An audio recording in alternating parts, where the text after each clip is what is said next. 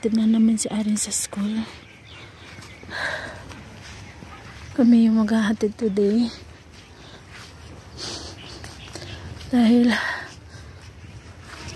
wala din yung mga binan ko. Nag-ano sila. Nagpagiling nga sila ng bigas.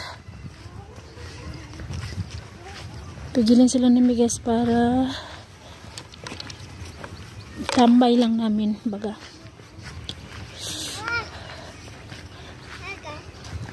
Hi guys, sabay kanin.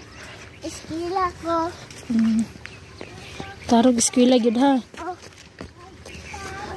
Mapagkapay ninyo. Mapagkapay ninyo. Mapagkapay ninyo.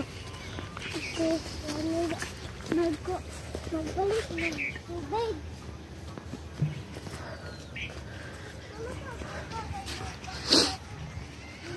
Hi guys, welcome back to my channel. Shoutout po sa inyong lahat.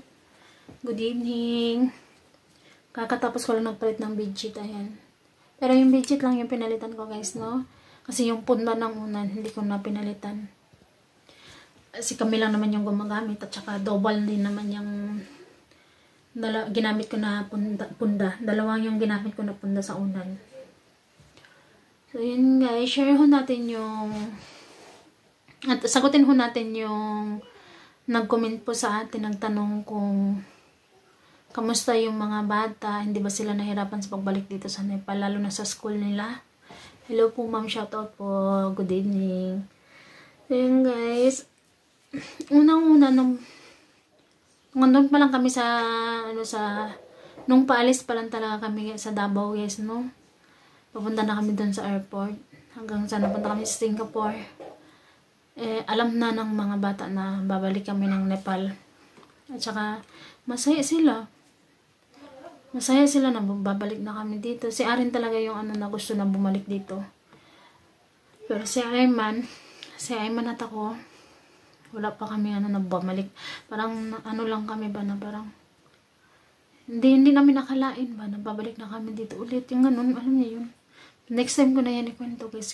Sagutin muna natin yung nung tanong sa atin. Hindi ba nahirapan yung mga bata dito? Yun guys, pagkarating namin dito sa Nepal is magpahinga muna yung mga bata ng 2 weeks. So after ng pahinga nila ng 2 weeks is pinapasok ko na sila sa school. Pinapasok ko na sila sa school kasi sayang din naman pwede naman silang ihabol. So yun nga. Tapos si Ayman doon pa rin sa dati niyang pinapasok na school. Si Ari naman same pa rin, dito pa rin siya. So after nito ng mga taon na ata nito is si Arin is hindi ko na sure kung kailan, kung anong buwan matapos yung school nila dito. Baga sa atin closing ba? Hindi ko matandaan. So, hindi ko matandaan kung anong buwan, ganun ba. At pagkatapos nito basta pag closing na dito is si Arin lilipat na siya doon sa school ni Ayman. So magkasabay na sila Ayman.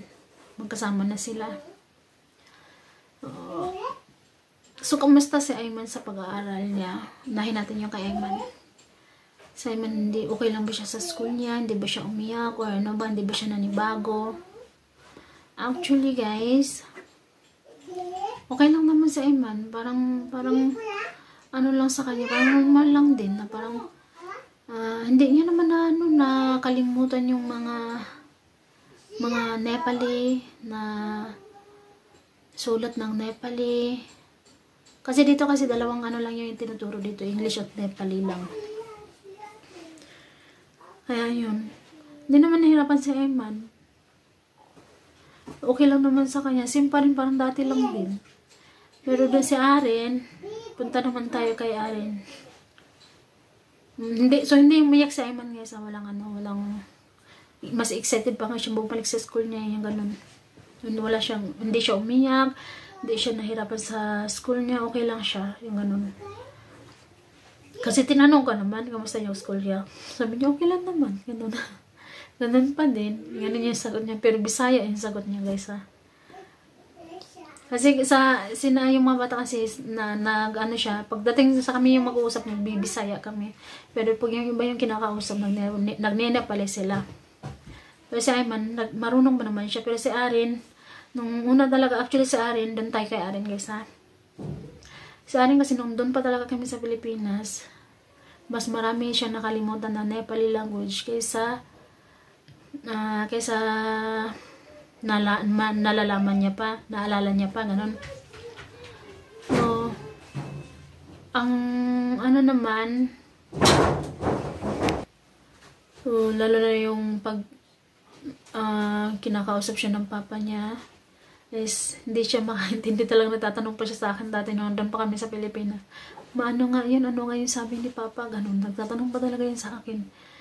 Pero yung nagkita naman sila ng papa niya doon sa Singapore, is nag-iintindihan naman sila. Nagdiyan pala yung papa niya, nakakaintindi naman siya. Pero hindi niya naman yung parang nakalimutan niya, hindi. Parang pag nakausap niya yung tao sa personal na Nepali, nakakaintindi siya. Ganun. Tapos, ang pag-uwi namin dito, happy yung mga bata, guys. Sobra. Pagkadating namin dito sa bahay namin, talagang takbo talaga agad yung mga bata ba. Naglaro talaga sila kaagad. Dagandahan ba, baga. Yung si Arin. Si Arin naman po, guys, is hindi niya naman nakalimutan yung dahil nakapasok naman si Arin, no? Nakatry na siya dito mag-school, saka doon sa Pilipinas, tapos bumalik dito ulit. So, pagsasulat lang, alam na yun ni Arin magsulat-sulat. Ano na yun sa Arin dyan? Sa Arin dyan, parang alam niya na talaga magsulat talaga. Talagang maganda yung ano niya ng sulat, ba straight talaga, ganun. Yung ano kasi nila dito, yung tinuturo sa kanila sa school, English at saka Nepali. Yung assignment ni Arin, yung mga sulat ni Arin, kamusta ba dito? So, yung English, hindi niya naman nakalimutan. Alam niya. Pero, sa number, ganun ba? Pero, sa Nepali, may mga ilang letter na Nepali na mahirap sulatin doon. Hindi niya na kailangan ko talaga siyang turuan na gano'n na hawakan pa yung kamay niya. Kasi nakalimutan niya na talaga, guys. Pero, may iba na Nepali na madali lang, hindi niya naman nakalimutan. Mas marami siya na laman na sulatin na Nepali na letter kaysa nung mahirap na isulat. Ganun ba? Okay lang naman si Arin. Excited din si Arin na bumasok ng school kasi mas marami na siyang kaklase. Sa pamangkin ng asawa ko siguro si anak ni, bilangin ko muna kaysa anak ni Sita na Erika, tsaka apat na sila magkakilala ng pamangkin ng asawa ko dito. Apat na yun. Tatlo yung baga pamangkin ng asawa ko, tapos isa yung kaibigan niya na dati pa talaga. Ngayon, naglaro sila nung kailan nun, nung Sabado. Naglaro sila buong araw yung kaibigan niya, kaklase niya. Hinayaan ko maglaro sila, guys, no? So, yun. Hindi naman, masaya naman si Arin. Hindi naman siya yung umiyak na kailangan pang bantayan. Hindi naman. Okay naman siya. Talaga nagpapasalamat din ako doon na hindi na rin sila kailangan bantayan. So, yun, guys. Sa pagkikipag-usap naman dito is si Arin lang talaga yung medyo parang lang muna siya talaga ba? Nag-a-adjust lang muna siya. Pero pag kinakausap siya, nakakaintindi siya. Pero pag nagsasalita siya, hindi niya na ganun. Pero si RJ, huwag kayo guys. Si RJ kasi, nung umalis naman kasi kami dito sa Nepal, is maliit pa kasi si RJ. One year pa siya noon eh. 1 year, ilang months pa yun si RJ nung umalis kami dito sa Nepal. Kaya yung nakasanayan talaga na salita ni RJ is Bisaya. Kaya natutuwa lang ako kahit nang bibisaya si RJ, nagnenepali yung mga binan ko, is nagkakaintindihan naman sila. Kasi si RJ, marami talaga yung yung mga dalagitan, nagkikipag sa kanya, laro sa kanya, nagkikipag-usap sa kanya. Nagnenepali syempre kasi hindi naman nila alam mag-Bisaya or So, Kinakausap nila si RJ ng Bisaya. Ng Nepali. Tapos si RJ naman sinasagot niya ng Bisaya. So, ako naman yung tawag dito, nagtatanong sila sa akin kung ano ibig sabihin ng ganun. So, ako naman yung nag-i-explain na parang translate ba ganun. Pero nakakaintindi si RJ paunti-unti naman na siya nakaintindi ng Nepali, guys.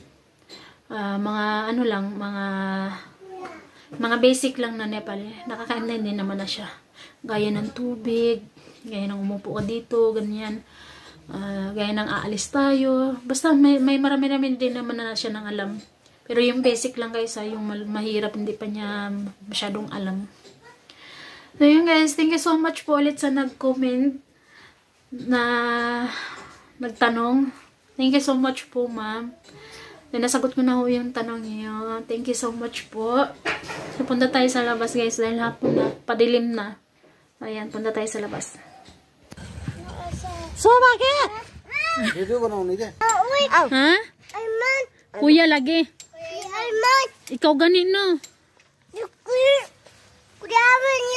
Ikaw daw kuyawin. Di man siya. Ikaw lang ganin no. Naggatay ng pato guys. Hindi ko alam kung bawal. Baka bawal to sa YouTube no. Ayan.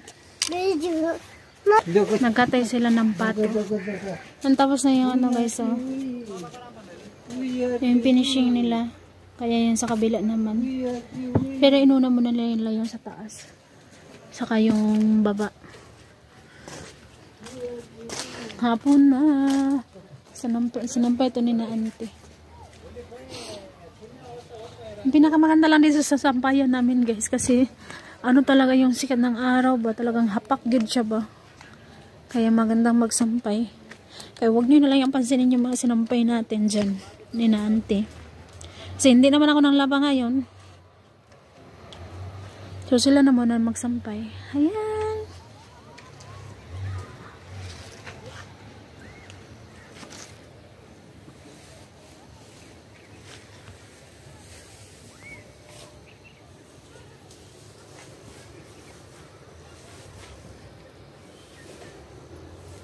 Then guys, hanggang dito na lang muna ho. Bye-bye po everyone. Thank you so much po. Thank you for watching po guys. Thank you so much. Bye-bye. God bless us all. Bye-bye po.